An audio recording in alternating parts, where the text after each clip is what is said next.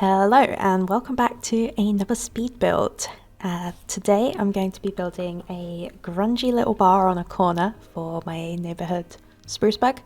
If you've been watching my Let's Play series, you will have already seen the bar in action, but here's the process of me building it. So we start out just figuring the basic dimensions of the building. It wasn't long before I realized the lot was probably going to be too big for what I had in mind, so I realized we were going to probably need to shrink down the lot, and to do that we're going to use lot adjuster. But first of all, we're just going to figure out where to position the corner of the lot. I wanted to have the driveway kind of stick out to the side because I knew I wanted to move the lot onto a corner. That also involves lot adjuster. And what I'm doing here is just marking out where we're going to remove squares later.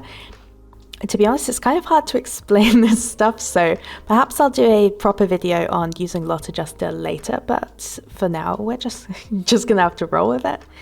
I knew I wanted this to have almost a diner sort of shape to it, but it's always difficult figuring out these doorways, especially when it's on a diagonal. At first this lot had just a flat roof, but I decided pretty quickly that I wanted to do a custom roof, so we are going to be playing with constrained floor elevation. I'm far from an expert with using this cheat. I try to avoid using it, to be honest, because it's a bit of a pain, but it makes it a little bit easier to do these like little mini roofs if you just want a little line of wall just to decorate a different color or add a little bit of tiling. I don't know. I try not to use it for the playable area of a lot, but if it's just a decorative part like the roof or the or for making basements, I guess, those are the times I do sometimes play around with it. One thing I have always wanted to try is doing curved roofs with constrained floor elevation. I've never managed that, so I don't know, it could be something to try in the future. But yeah, we're keeping it pretty modest this time. I just wanted to have a chunky bit at the top of the roof to make it look less flat.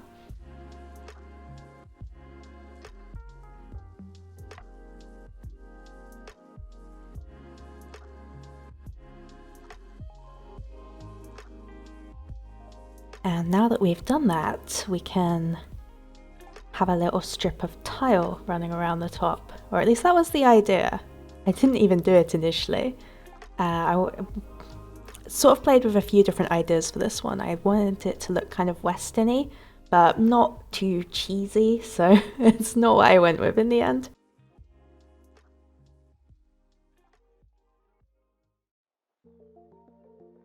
And now I liked the blue siding and decided to go with these awnings over the windows just to make it look a bit more like a business. I don't know, it just screams cafe to me.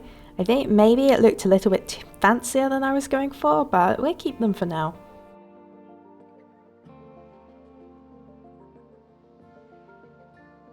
And here I'm just trying out different bar configurations. I often have trouble picking.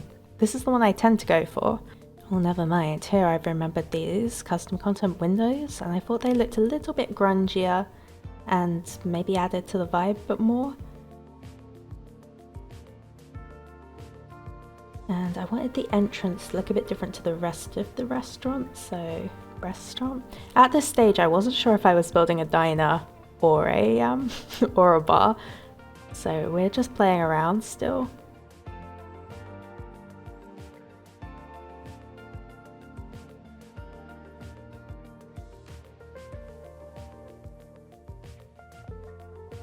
Right, and now we're just saving because I'm going to go into lot adjuster and fiddle about with it, but you won't see that. The magic happens off screen. If I could do a future video where I go into more detail about how to use lot adjuster, but I didn't film that part because, yeah, I don't know, it's kind of finicky and I can be bored.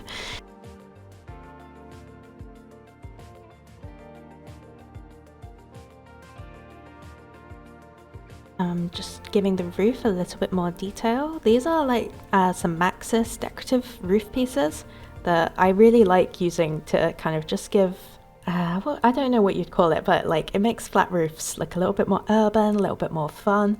I think I got the idea, I first saw it done by a simmer called Danie, who runs Danie's Sensational blog on Tumblr, and she made a Sunset Valley recreation for The Sims 2, and she did the roofs like this for some of the buildings when she converted them from The Sims 3, and I thought it looked really cool, and I've kind of been doing it ever since whenever I want to make roofs look a little bit fancy.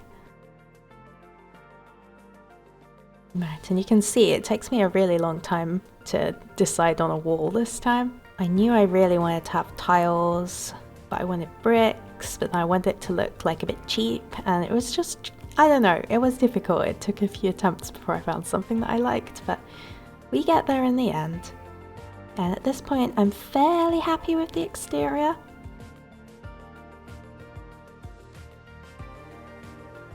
These diagonal parts on stairs are always quite tricky to figure out. I wish, yeah, I don't know. In the end, I just put a little tree there to cover up the weird joint and hoped for the best.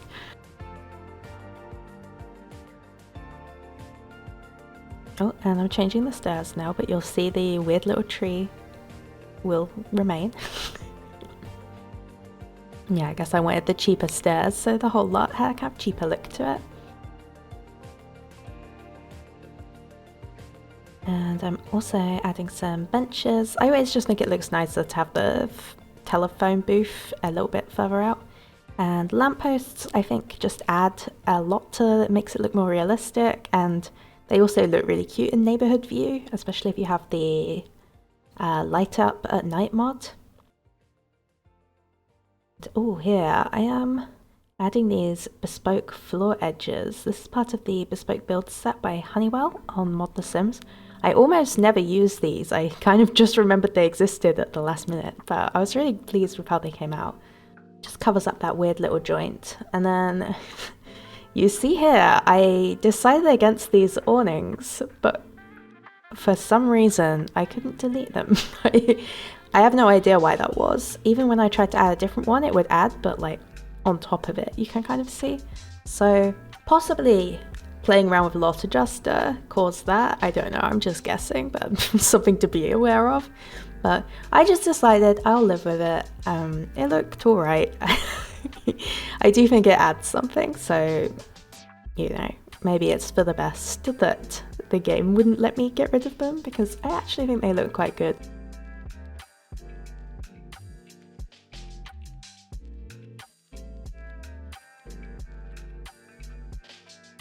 And now that the exterior is done, it's time for me to figure out the interior.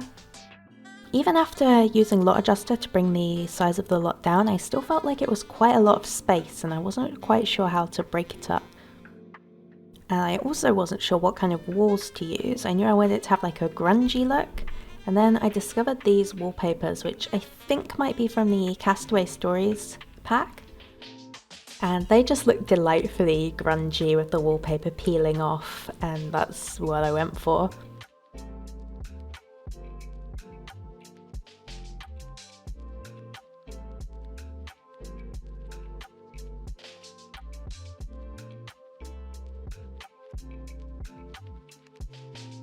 And when picking countertops, I always try to pick something that will go with one of the Max's bars, and it took me a while to decide which one to go for. The chairs here, I think are also from the Castaway Stories pack, because it's like set on a desert island with like salvaged stuff. There's loads and loads of like really grungy, unpleasant I guess looking furniture, which I really like using.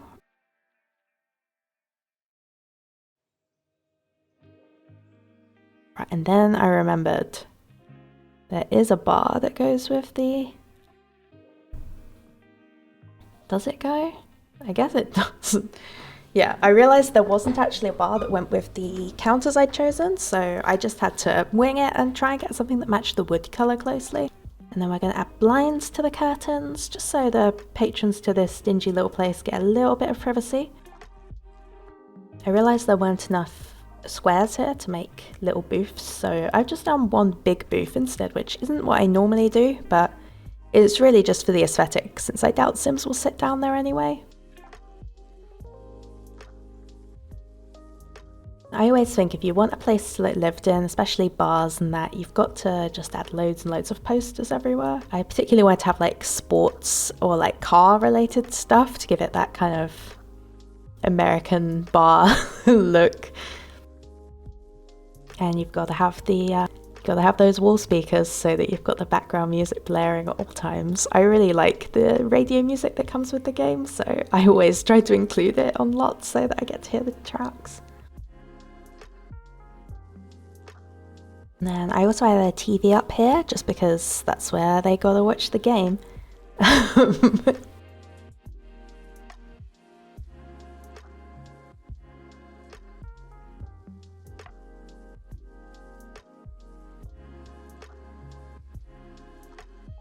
We've got cars on the walls, a wheel, some sports team related banners. Now I realised the bar is kind of right in the middle when normally I'd put it closer to the edge, but there were actually some pictures I saw of bars where the bar was almost more just there was a bar, but people could go behind the bar as well as in front of it. And the layout was kind of unusual, but I thought it was quite interesting, and it was a cool way to show that it was a more casual place where maybe people were like friends with the bartender and they just hang out the back, you know, it's completely fine, and they don't like have these like staff only areas. It's just everyone who heads there as friends, nobody cares, it's all quite informal, and yeah, I thought that was a cool vibe. So I end up putting the poker table right behind the bar, which I also saw in a picture, I think, and it wasn't a poker table, but I saw there were people sitting sort of behind the bar, and I don't know, I thought it looked cool, so that's what I went for.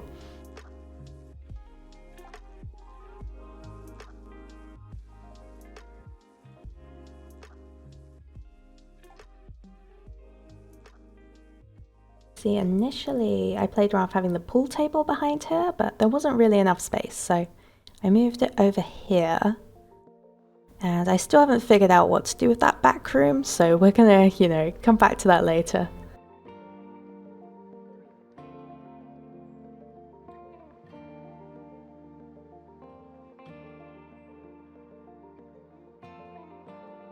Now when there's empty space, just add plants, add a light. That's what I always put in the corner, and it usually looks alright.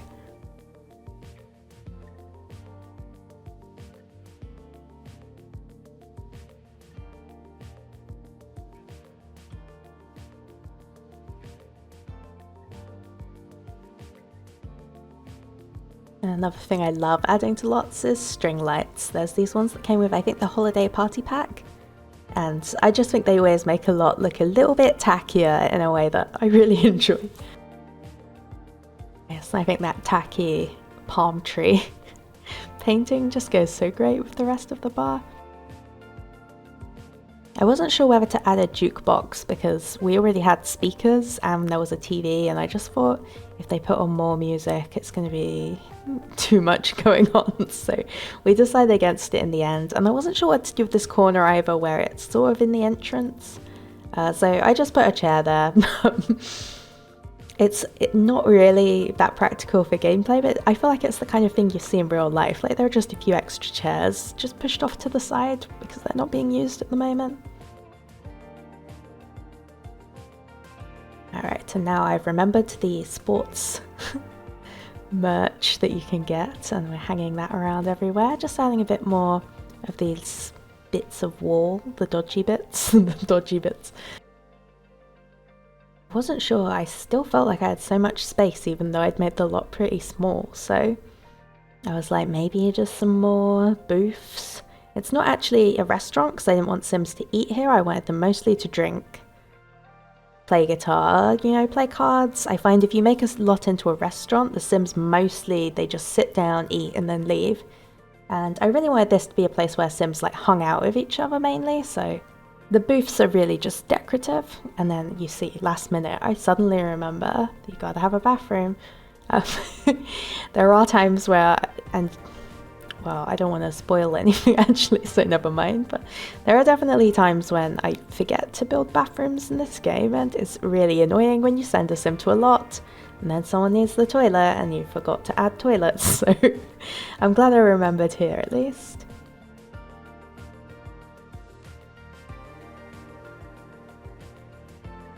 And then I notice in real life often at the back of buildings the windows are like a much cheaper version than what they have at the front. I don't know if that's true in the US as well, but it's definitely true here, so I like going with these really cheap Maxis windows around the back of the building, just to add a bit of variety, and I think it adds realism.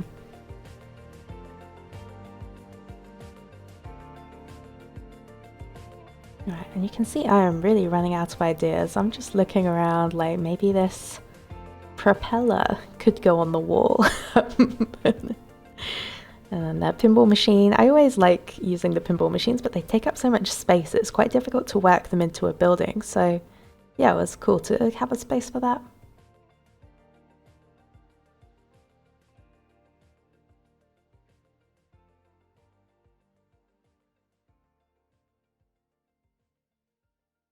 Now, you see, I've also remembered to add lights to this building. I'm really on a roll today. I thought about this changing the floors, but in the end decided against it. I think. We'll see. And now it's landscaping. There isn't that much space outside on this particular lot, but I just always like to add a few trees just to sort of set it in the environment a bit better. And here we're also going to have to move the lamps around until I can find a way where they won't block my view of the game, but will kind of look good. And this is so perfectionist of me, but it was really bothering me how you can see the sidewalk disappear, like on a kind of hard edge. And I wasn't sure what to do with that, or where to put the lamps, you know, are they on the green strip, the grass strip, or are they on the sidewalk itself? I don't know. I spent ages debating about it for no reason, because it literally doesn't matter. But yeah, I believe this is the finished lot, and now we're just gonna do a quick tour around. Since I decided to call it the wheel bar, which I got the name from a real bar, I think, and so because it was called the wheel, I was like, okay, I guess we need to add some car related stuff. If you'd like to see more of it, you can watch my last Let's Play episode where I sent Castaway down to play some poker and meet some people, and you're sure to see it crop up in other Let's Play episodes because it's a great place to send sims to meet new people. I send them there all the time. If you're interested in downloading this lot, please let me know. I'd be happy to put up a custom content free version, or maybe just upload the one here with the CC list. I'm not sure. I don't normally upload lots with custom content, so let me know if you're interested, and I'd be happy to put up over on my Tumblr. But anyway, thanks very much for watching, and I'll see you next time. Bye!